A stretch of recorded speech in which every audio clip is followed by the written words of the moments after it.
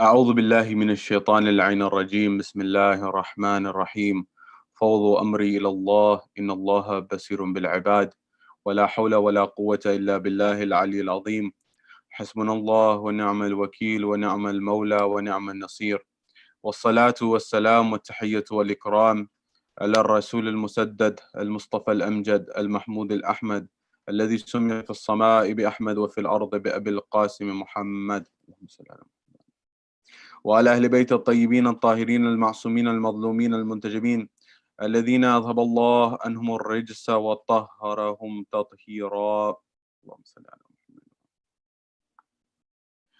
وقل رب اشرح لي صدري ويسر لي أمري واحلل عقدة من لساني يفقه قولي أما بعد قال الله تبارك وتعالى في كتاب الكريم بسم الله الرحمن الرحيم قل لا أسألكم عليه أجرا إلا المودة في القربى صدق الله العلي العظيم.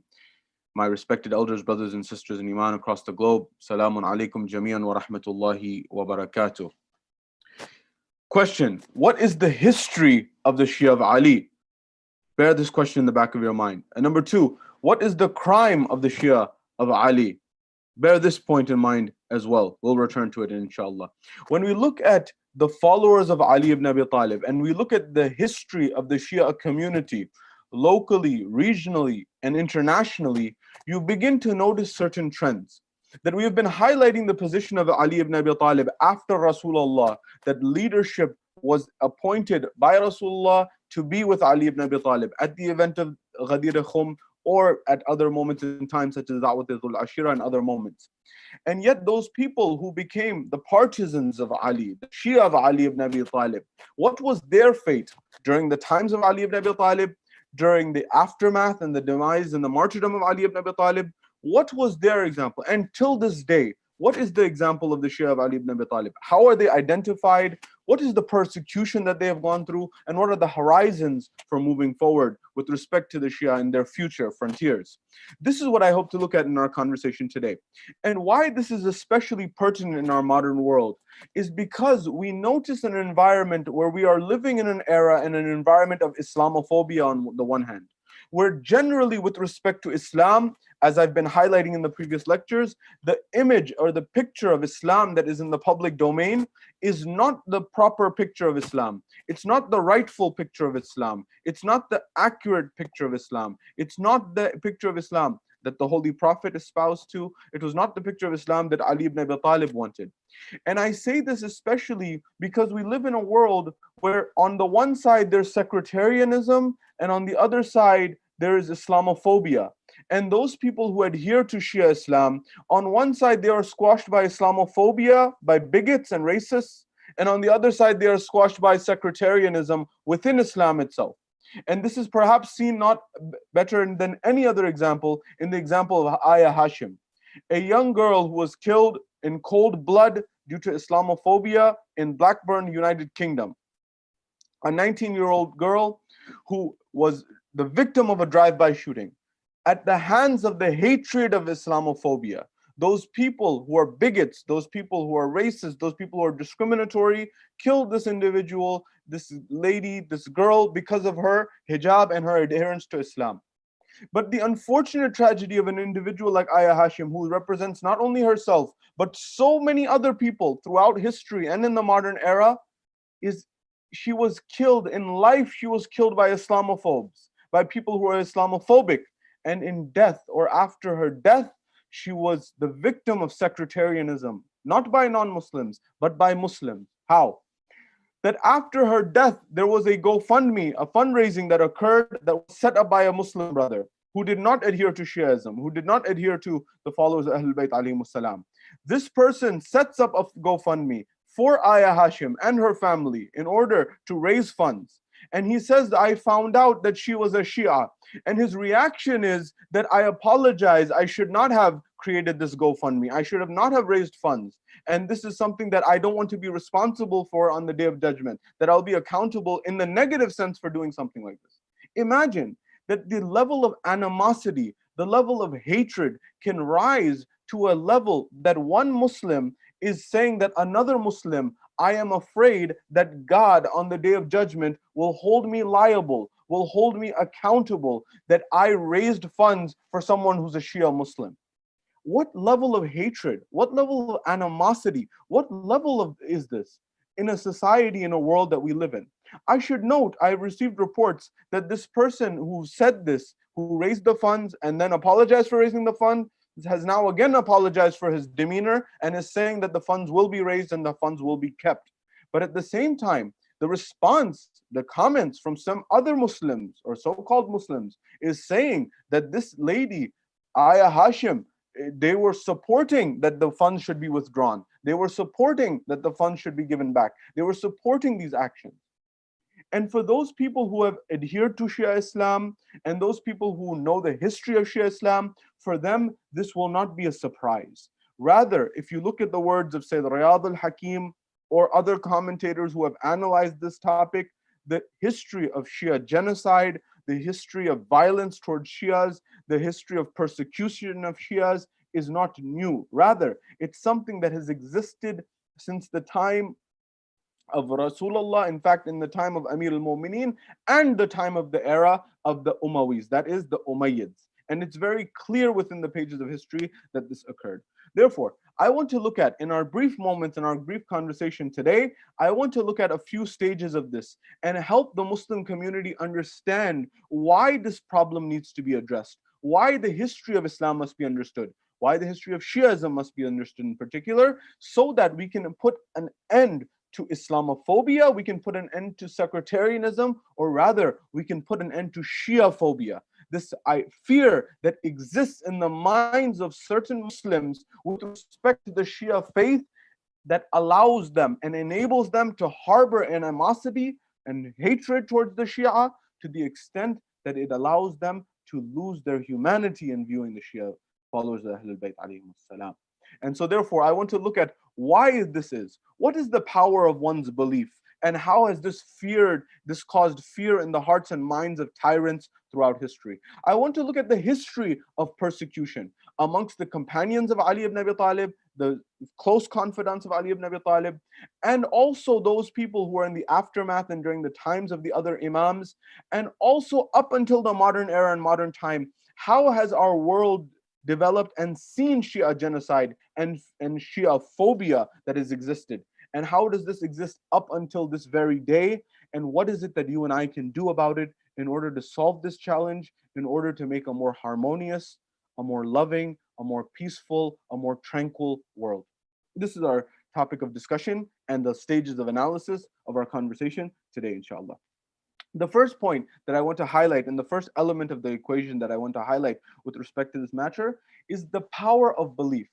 People throughout history have understood that when you look at the followers of Ahlul Bayt alayhimus salam, there is something in their belief that causes rulers, that causes oppressors, that causes tyrants to feel a sense of fear, feel a sense of worry about what? That if the Shia principles are established, if the Shia rulership is established, if the Shia vision is mobilized, then their power, their rule will be destroyed. And don't take my word for this matter. Rather, take the word of experts in this field. Take the words of Time magazine, for example. No, take the words of Vali Nasser at Johns Hopkins University, a leading expert on global affairs and international relations, but not only that, an expert on the topic of the Middle East. And he highlights that for the Shia community, rule under the Sunni community, that is Sunni rule, his words, not mine, for the Shias, Sunni rule has been like living under apartheid. This is the view of Wali Nasser, one of the leading experts on the matter, on the subject of the Middle East and on the history of Islam as well as modern international relations. Why is Wali Nasser saying this? That for Shias, Sunni rule or being ruled by the Sunni majority has been tantamount to apartheid. Apartheid, that government that was established in South Africa, where there was racial divides, that the black community, the indigenous community was not equivalent to the white community that had moved there. That community, that there was a complete divide and segregation and there were not even rights, there were not. That movement, apartheid, which Nelson Mandela dedicated his life to fight tooth and nail, Wali Nasser is saying the way that the Sunni rule generally throughout history, the way that they ruled over Shias was as if it was just like apartheid. These are what experts who have dedicated their life to these topics are saying. It is high time that the Muslim community and the global community raise their minds and raise their eyes and look at and listen with all of their senses about the concept, about the topic of Shia genocide and Shia phobia, so that this is put to an end. It is Aya Hashim today.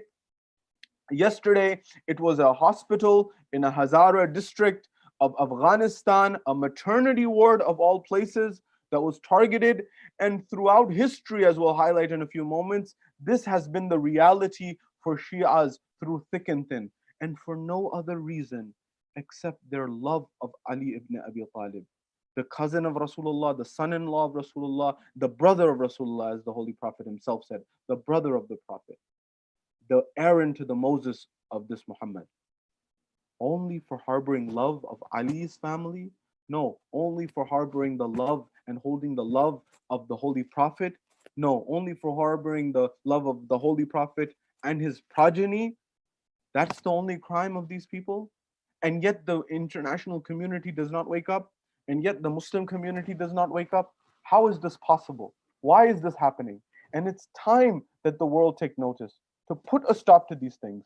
The number one element is the power of the belief. The belief of the followers of the Ahlul Bayt is a stand for justice. It is a stand for equality. It is a stand for fairness. As I've highlighted in the previous lectures, Ali ibn Abi Talib, when he took on the mantle of Khilafat, he said in his inaugural address that I am here to essentially establish justice. I am here to return the right of the people whose right has been taken. I have come here to establish justice, to establish equity. He said that I am here to make sure that anyone who's built wealth and amassed wealth while compromising and taking the right of the public treasury and the people at large, I will take that stolen money away and return it to its rightful possessor, or the person who should possess it appropriately. He says, number one. He said, number two, from today onwards, there's no special treatment. Everyone gets the same amount of income from the Baytul Mal, the public treasury. He says everyone's the same, except in the matters of taqwa, as Rasulullah had highlighted. He established egalitarianism. He established equity. He established justice. He established fairness in society. And this is what was picking at the hearts and minds of those people whose status quo equilibrium of the good life had been disrupted. Those people who were living the high life, those people who were living the luxurious life, those people who had benefited so much under the rulers before Ali and after Rasulullah, those people who had luxurious palaces and homes and women and all the wealth that you could imagine, those people got upset with Ali ibn Abi Talib. Why? Because he was disrupting their way of life. And so this animosity began. To what extent did this animosity exist? This animosity, this hatred, this bigotry existed from that time, from the very beginning, and continues till this day at the highest level. How? If you read the history of the Muslim world and you read the history of, for example, the place such as Baghdad, or the history of Baghdad, Tariq Baghdad, for example, and when you analyze this, you will find there was a moment and there was a time in the history of Baghdad. There was this history there was a time in history where the walls, the groundbreaking ceremony, that buildings would not be erected, buildings would not be stood up, that there would not be a building that's built unless and until the blood of a Sayyid Hassani, that is someone who traces their lineage back to the Holy Prophet through his grandson Hassan ibn Ali, that someone from his descendants would be brought and their head would be severed and the blood would be drained into the cement. You and I mix cement with water in order to make cement. They were using the blood of who? The Shia. Not only any Shia, the ones who traced and claimed their lineage back to the grandson of the Holy Prophet. This was the level of animosity. Furthermore, there were times where the buildings would not be built and erected until a Sayyid from the lineage of the Holy Prophet was not brought and put and closed between the two confines of the walls alive. Imagine the Shia The Sadat, the people who claim their lineage back to the Holy Prophet, were brought in the open square in front of people, and they were closed between the walls alive, where they suffocated to death. Why? This animosity towards the followers of Ahlul Bayt. Ayah Hashim is not new. This issue has been going on for centuries, and in fact millennia. And the idea is, unless the Muslim community, the followers of Ahl Sunnah wal Jama'ah, of the Hanafi school of thought, the Maliki school of thought, the Shafi'i school of thought, the Hanbali school of thought, unless and until the Muslims stand up and rise and say that the blood of a Shia is just as valuable as any other Muslim, this will not end. And unless and until there is a stand by the global community to say that the followers of the Ahlul Bayt alayhimus salam, they must be protected, they must be looked after as a minority group, and they must not be persecuted. As Wali Nasr said, that for the Shia living under Sunni rule, Wali Nasr, the expert on this issue at Johns Hopkins University, is saying, for Shias living under Sunni rule has been equivalent to apartheid. There is an apartheid regime that is still in play till this day. And the world is not taking notice. And the world is not raising a voice. Why is that, I ask? Why this fear of justice, of equity, of fairness? That's all the Shia belief espouses. It espouses to establish justice on earth, to establish fairness on earth, to establish harmony on earth, to establish peace and tranquility on earth. And yet their blood seems to be less valuable than the blood of other Muslims, for example, or other human beings for that matter. But don't take my word for it. Take the words of history. Sayyid Hakim, Riyadh al-Hakim, highlights this in his book, which I highly recommend, Shia, the Identity, Persecution, and Horizons. He highlights the idea of what are the traits that have been associated with Shia throughout history. One of the traits that you will find is the adherence to justice, which I highlighted a moment ago. That the Shia, the same way their imams sought establishment of justice, the Shia were seeking to establish justice as much as possible in society and their communities, to be fair and just and equitable and hardworking. What else is associated with the identity of Shias? The history of Shias shows that knowledge has been associated with the identity of the followers of the Ahlul Bayt, that is the Shias. How? That all of the Imams, from Imam Ali alayhi salam up until Imam al-Askari alayhi salam, and of course Imam Sahib al-Asr wal-Zaman, but with respect to especially the first 11 Imams, it's clear all historians, whether Shia or Sunni, no matter what, even if they were a friend or a foe, accepted that if nothing else, that the first 11 Imams of the Shia were, if nothing else, they were one of the biggest scholars of their time. They were one of the biggest academics of their time. They were some of the biggest writers of their time. They were the biggest intellectuals of their time. Even their enemies, even their foes, even their adversaries had to accept this reality, and they could not neglect it. So their followers, as a byproduct, became the embodiment of knowledge, became the embodiment of wisdom, the same way that their leadership had embodied these traits. So the next level, the first is justice, the next level is knowledge. And then the next level that emerges, that was not something that the Shia necessarily sought after to bring upon themselves, but it became so pervasive and it became so common, it became a sort of part of the identity of the Shia. What was that? Persecution. The persecution, that is the unlawful, unjust, unfair discrimination, the unfair murder of Shias became part and parcel of the norm.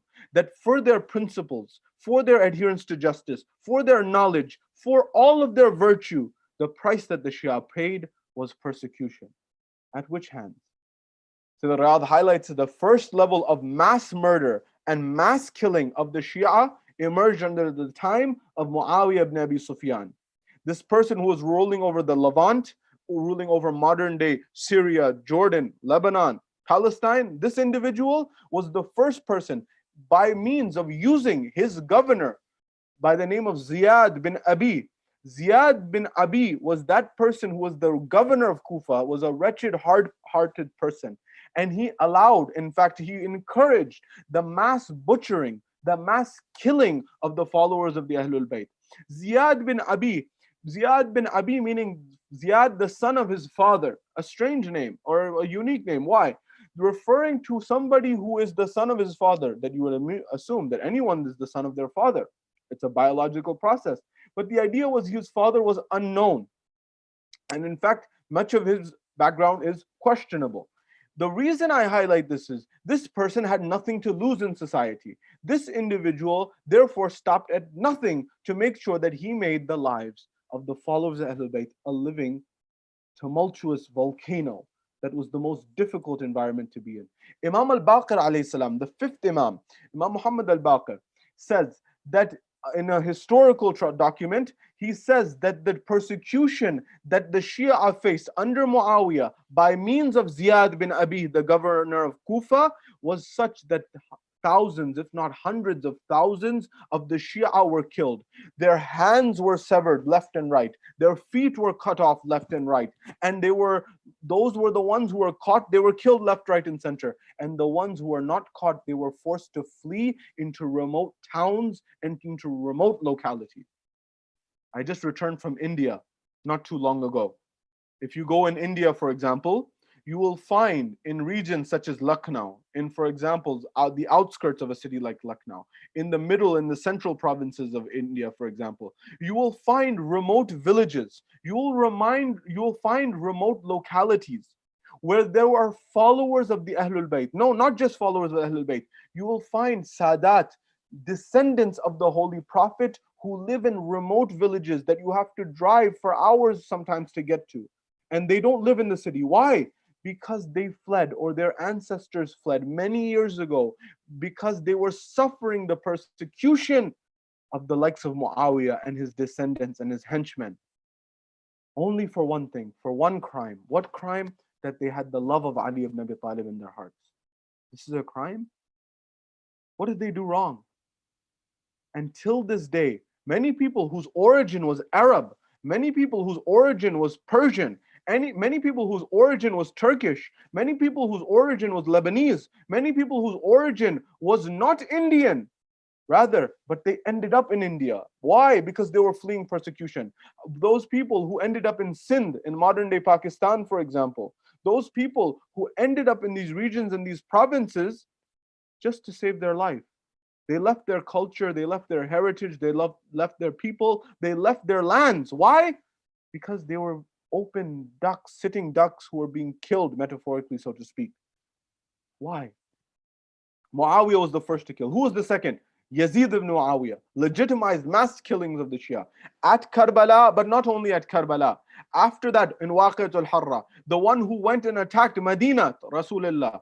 Read the pages of history. Why is Yazid wretched? Not according to Shia scholars, according to the scholars of Ahl Sunnah wal Jama'ah throughout history, that there was never a time, if you read the honest history, if you read the fair history, if you read the majority history of Ahl Sunnah wal Jama'ah throughout history, they said there is no comparison between Hussein ibn Ali, who the Holy Prophet said is Sayyid Shabab Ahl al-Jannah, who Rasulullah said Al-Hasan wal-Hussein qama or imaman qama aw qa'da, that they are imams whether they are standing or seated. That Hussein ibn Ali and Yazid ibn Muawiyah, all Sunni scholars throughout history said he's a wretched man. And yet somehow in our modern world, people come forward and have the audacity to say Yazid radiallahu. How on earth can you say something so audacious? That the issue between Imam al-Hussein alayhi salam and Yazid was merely the battle between two princes? This type of rhetoric and illogical argumentation? Have you read the scholarship of scholars throughout history? Muawiyah, the one who raped women and pillaged them in Mecca and Medina? That individual who legitimized this? That person can be compared to Hussein ibn Ali? Have the Muslims not read their history? It's not personal here. The same way Ali ibn Abi Talib said that I didn't kill when the Umayyads, when the people who Abdullah ibn Umar, when people such as Talha and Zubair came and they said you killed our ancestors. Ali ibn Abi Talib said it wasn't personal. It was truth versus falsehood. The same way with respect to this issue, it is not a personal grudge against anyone from Ahl Sunnah wal Jama'ah. It's an issue of principle and truthfulness. Stand up for humanity. Stand up for what's right. When you went down the line, Umayyad ruler after Umayyad ruler legitimized the killing of the Ahlul Bayt's progeny, the killing of the followers of Ahlul Bayt alayhimus salam. And when you look at this, you realize this hasn't stopped. You may say this is early Islam. You go further than this, the Middle Era. Which era in time? The era of the Turks, the Ottoman Empire. What happened under the Ottoman Empire? Sultan Salim. Sultan Salim, this is roughly the 1500s. In this era, roughly 500 years ago, in the Ottoman era, Sultan Salim, he says, I want you to round up all of the Shia under the dominion. Get and gather and collect all of the followers of Ahlul Bayt, all of the Shia, and bring them to me. They said every single Shia, man, woman, and child was brought forth. They said they got thousands, 70,000, 100,000. They brought them all together. 70,000 is more accurate number. They brought them all together. And in that same day, that one day, we're told that he says 40,000 of them are to be killed. 40,000. Imagine this Shia genocide. No, this Shia phobia. For those who say that this is a one-off, for those who say this is an outlier, for those who say this is a one-time thing, I invite you to read the history of Islam and understand what has been happening. Sultan Salim, 1500s, Ottoman Turkey. What did he say? He said, round up all the Shia, 70,000, 40,000 beheaded in one day. The rest were imprisoned for life. Imprisoned for life? Furthermore, Sultan Murad in the Ottoman Spain, right after Salim, Sultan Murad, he says that the Shia, now look, the fear of the Shia was because of what?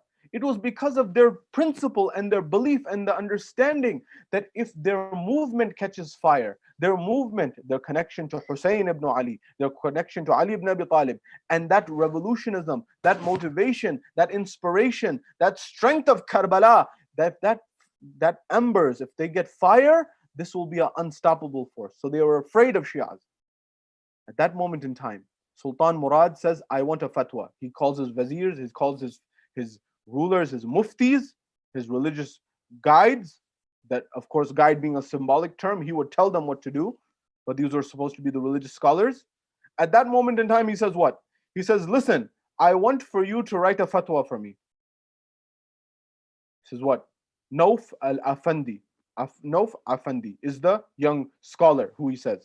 He says, listen, I want you to write a fatwa for me. What fatwa? He says, I want you to allow and permit and legitimize the spilling of Shia blood from the Islamic perspective. I want you to issue a verdict. This is what Sultan Murad said to Afandi. I want you to write a fatwa that legitimizes and permisses the permissibility of killing the Shia and makes it legitimate. Now look, the environment was such. Either you be an honest scholar or you do what the person asks you. If you're an honest scholar, you do what's of integrity. Such as Imam Nasa'i. Imam Nasa'i was not Shia, but they told Imam Nasa'i, you wrote a book, Khasais Ali ibn Abi Talib, or Khasais Amir al-Mu'min, about Ali ibn Abi Talib. Now write one about Muawiyah. He said, I cannot do this. They killed him. Imam Nasa'i didn't write the book. He didn't fabricate. This person, Afandi, knew that if I write this, then maybe I will survive. But if I don't, he will chop my head off. That is, Murad will have my head off, and he will just call the next scholar, and that next scholar will write the fatwa, and get money. This is the history. And by the way, this has not only happened in Islam. This has happened in Christianity as well, and many other major faiths of the world. Look at the Anglican Church and many other elements of history, and you'll find similar elements throughout history. Nonetheless, when this happened, when this emerged, Afandi wrote the fatwa. He legitimized the killing of the Shia. Furthermore, he didn't stop there. He said that it is acceptable and encouraged to take the women of the Shia as slaves. You can imagine what was the natural byproduct of this fatwa and this verdict. That the women, the sanctity of the women was tarnished, that the people began to become a free-for-all, and the spilling of the blood. In fact, once that fatwa was given, that decree was given, in the city of Aleppo alone, 40,000 Shias were gathered and killed in just one city under the Ottoman rule, in Aleppo, Syria. Just one city. Further than this, you go to Lebanon. In Lebanon, Ibn Taymiyyah, at that point in time, he leads I'm telling the Muslim world to know their history. Ayah Hashim is not a one-off event. It's the history of what Muslims have done. Wali Nasr said what? I remind you once again. Wali Nasr at Johns Hopkins University, an expert on this issue in international relations in the Middle East, he said for Shias, living under Sunni rule throughout history has been equivalent to apartheid. Living under apartheid, what was there in South Africa? These are not my words. These are the words of experts on this matter. Why are they saying this? In Lebanon, Ibn Taymiyyah al-Harani, what does he do? He leads a conquest on Mount Lebanon to the point that he began to pillage and he began to kill Shias left, right, and center. Till this day, there is a mount, rather, there is a cliff in Lebanon that is called Sha'ir al-Banat. Why is it called this name? It is called this name because that is that cliff, that is that ledge that women who are Shia women would jump off this cliff and take their lives. Why? Because those men were raping them left, right, and center. Why? Because it was acceptable to treat Shia Muslims as subhuman. Until this day, that memory is there. Why? Has no one spoken out? Why does no one speak out? Furthermore, you go to Afghanistan, 100 years ago, Abdur Rahman Khan, the Iron Amir as he was called, he led a systematic genocide against the Shia community. Roughly 60% of the Hazara community in Afghanistan at that time was butchered and massacred at the hands of Abdur Rahman Khan. They say over 100,000 individuals were massacred. What's going to happen when somebody, Abdur Rahman Khan, the Iron Emir, comes forward and butchers 100,000 people of the Shia? There used to be many Shias in Afghanistan. Today there's very few relative to what it used to be. And I'm saying this because when a maternity ward in the month of Ramadan in 2020 is attacked because those people are Shia, the people who are victims are Shia, those people need to understand, and the global community needs to understand that this is not new. This has been happening for years. This has been happening for centuries.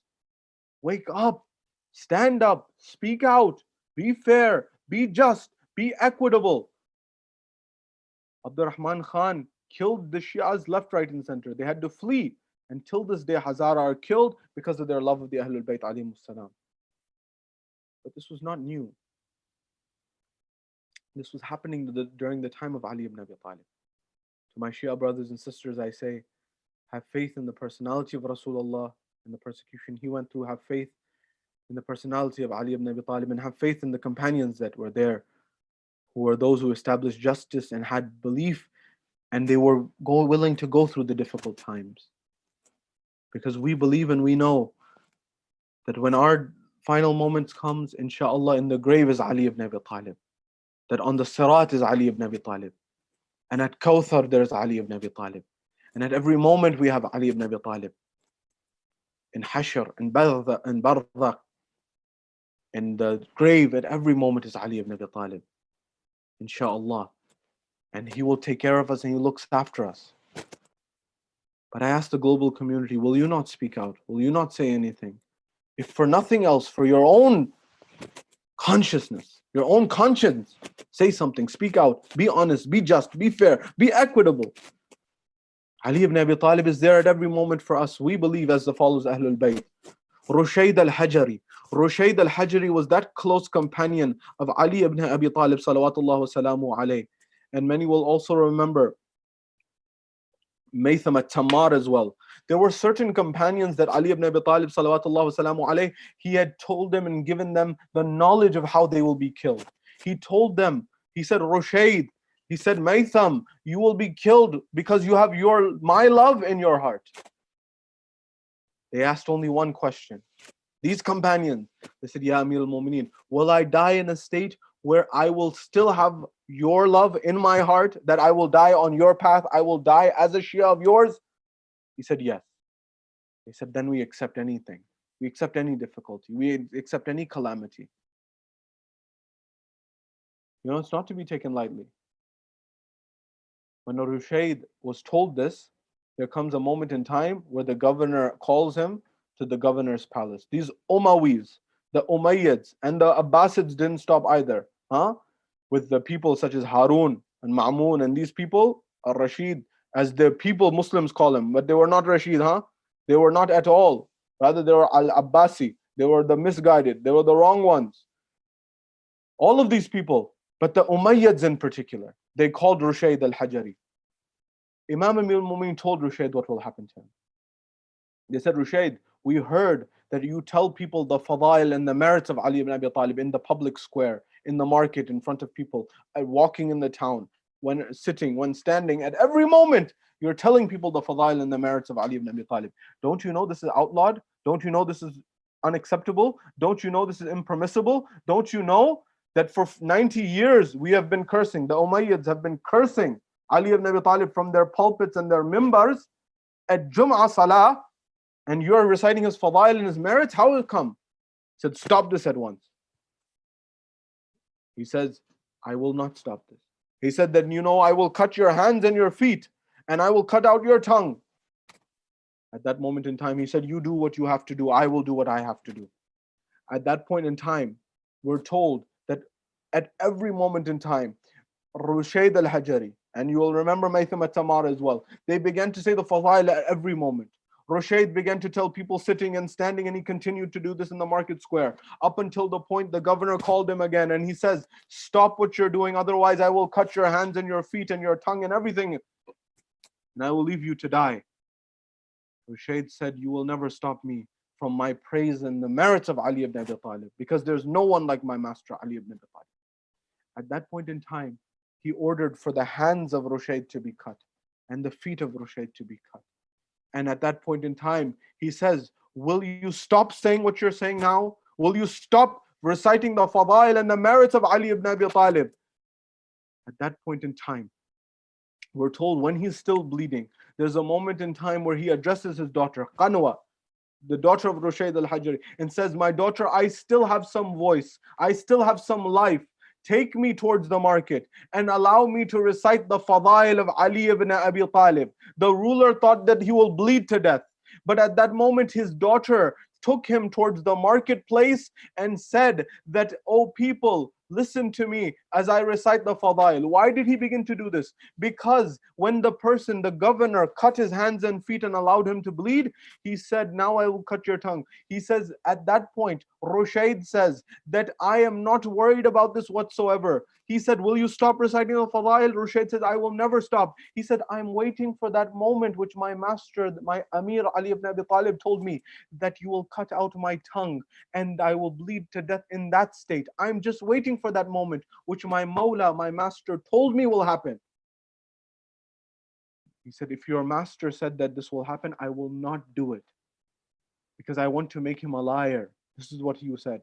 At that point in time, Rushayd said, very well, Qanwa, take me to the market. She took him to the market and he began to recite the fadail of Ali ibn Abi Talib in front of the people. And he said, oh people, hear from me in my last moments the fadail of Ali ibn Abi Talib, and bear witness that I took my last breath in the fadail of Ali ibn Abi Talib. That my master Ali ibn Abi Talib was the first Muslim before anyone else with Rasulullah. That my master was the first to pray with Rasulullah. That my master Ali ibn Abi Talib was the one who was on the shoulders of Rasulullah and broke down the idols from the Kaaba. That my master was the first one to accept Ad-Da'wat al-Ashira and become the successor of Rasulullah and support him in the mission. No, my master was the one who was the first in Badr. My master was the first in Uhud. My master was the first in Khandaq, the first in Khaybar, and in every battle he brought victory to the Muslims. No, my master is the one who the Quran said he is the one who gives zakat in the state of ruku while he's praying. That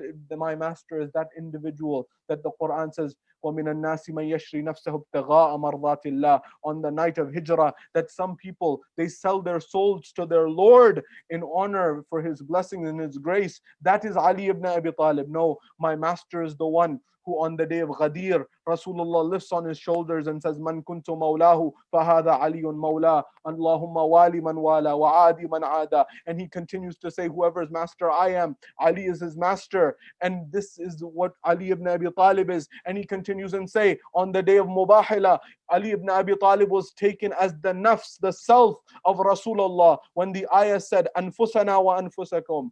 And he was taken at that position. No, Ali ibn Abi Talib is the one who established justice on earth after Rasulullah. At every moment, Ali ibn Abi Talib, they couldn't do anything. They heard, the governor's palace heard that the whole city has turned upside down because Ali ibn Abi Talib's fadail are being recited by Rushayd as he's bleeding to death. They called him back to the palace of the governor and they said, we have no choice. We must cut out his tongue. Ali ibn Abi Talib said the truth at every moment. My dear brothers and sisters, followers of the Ahlul Bayt alayhimus salam, revive your hearts with the love of Rushayd. Revive your hearts with the love of Maytham at-Tammar. Revive your hearts with the love of Salman. Revive your hearts with the love of Abadar. Revive your hearts with the love of Ammar bin Yasir. Revive your hearts with the love of these companions of Ali ibn Abi Talib who went through some of the most difficult of times. And know that Ali ibn Abi Talib, insha'Allah, bi'idhnillah, he will be with us in the grave. He will be with us in Barzakh. He will be with us on the Sirat. He will be with us at Kawthar. And at every moment we will be under the shadow of Ali ibn Abi Talib up until the point that we get to Jannah, inshallah, under the banner of Ali ibn Abi Talib. But I ask the world, the Muslim community, those followers of the Hanafi school of thought, the Maliki school of thought, the Shafi'i school of thought, the Hanbali school of thought, will you not speak out for your own conscience, for truth, for justice, for fairness? Will you not speak out and say that what had happened to Ayah Hashim was wrong? The way that some of the Muslim community reacted to her and the fundraising is wrong. Will you not speak out?